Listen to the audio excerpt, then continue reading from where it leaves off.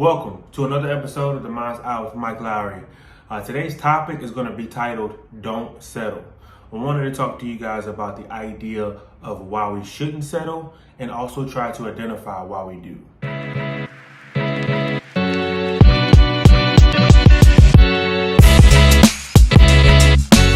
So, as I've stated, I wanted to talk to you guys about the idea of not settling. Try to identify, its importance and also why we settle. Settling is just as simple as accepting something or someone that we feel less than what we actually want. I mean, to be honest, we do it in everything we do. We've gotten that comfortable. So let's identify a few ways as to how we know we are settling. We almost rather have a little bit of what isn't good for us versus taking our time, being patient, going through the process, and being uncomfortable to get what we really want to be. We'd rather just settle because not settling can sometimes be difficult. Number one, you start to put up with things that you told yourself were deal breakers. You start to put up with things and finding comfort in things you would never put up with. Number two, you don't want people to tell you the truth. The truth hurts. The truth, puts us in a particular situation to allowing us to move forward.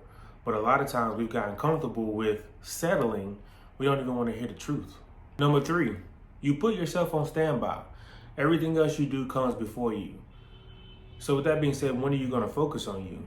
So you're settling for the idea of helping others, but you haven't helped yourself first. And in order to chop wood, you have to sharpen your axe. What good is continuing to chop in the wood if you have a dull axe? Number four, this one's a little touchy.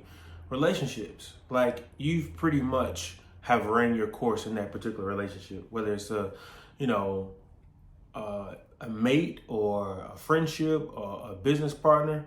But we're so afraid of hurting people. And then we put ourselves in situations where we're prolonging the inevitable, which causes it to be a lot worse in the long run. When we can focus on the idea of what's necessary. It's time to move on. It's time to do something different. God has more for you. This is where the road stops. But a lot of times we hold on to that particular situation or thing too long. And then that thing that was set out for us just passes us by because we're settling for something God never intended for us to stay in. So with that being said, let's identify a few ways as to how we cannot settle, how we can move forward in that space. Number one, put yourself first. I know that may sound selfish to put yourself first, but as I stated before, what good is chopping wood with a dull axe? And then the people that do identify as selfish, those same people a lot of times will drain you for who you are and what you're trying to do. They will exploit or implement their fears on you, and that causes you to settle because now you become afraid to do more because of the people you have around you. So with that being said, if you got friends that allow you to settle or people that allow you to settle, then you may need new friends. And even sometimes it's family members. So sometimes you may have to take a step back from them in order to get to your full potential, because a lot of people will put you in a place of settling because they don't have the capacity or energy or mindset to move forward. So they want you to stay where they are. Number two, stop making excuses for things you normally wouldn't tolerate. Why am I accepting something that I told myself that I wouldn't accept? Why am I tolerating this type of behavior? Why am I putting myself in uncomfortable situations continuously, time after time? It doesn't make sense. Stop accepting things, be who you are, fine tune with yourself, and move through those situations and not allow anybody to cause you to settle or anything. Number three, set boundaries. Set boundaries before you go into any particular situation. So therefore, when the things don't go your way or things shift, you stay true to your boundaries to where you can continue to go and get to the end goal. Because if you allow people to shift and move and waver the idea, then the goal simply can move and change and actually move out of the way. Number four, stand tall. Stand tall on what you believe in. Stand tall on what you desire for your life. Don't just settle for the idea of fitting in. Don't just settle for friendships. Settle for relationships.